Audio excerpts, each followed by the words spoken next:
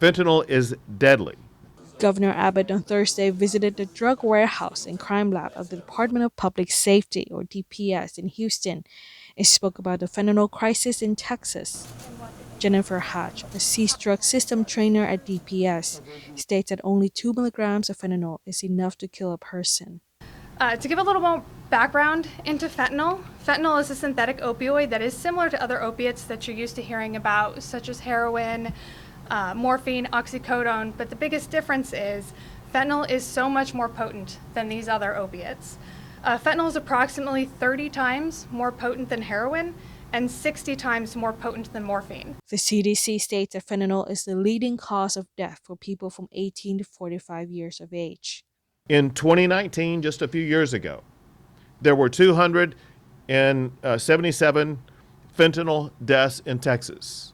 Just 3 years later, in 2022, make that 2021, there were almost 1,700.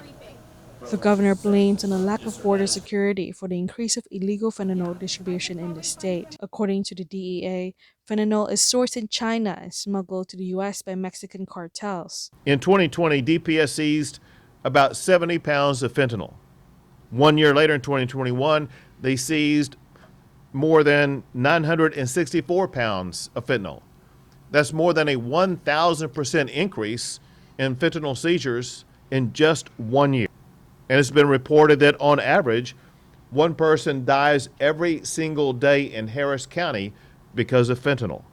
Officials say fentanyl is laced in street drugs and even made to look like prescription pills sold on the dark web. Young people reportedly have died from fentanyl overdoses when they unknowingly took drugs laced with fentanyl. It's so important that as parents, you play a role in making sure that you educate your children about the deadliness of fentanyl and the way that it can be laced on a drug in ways in which they have no possibility of discerning whether or not fentanyl is on that drug.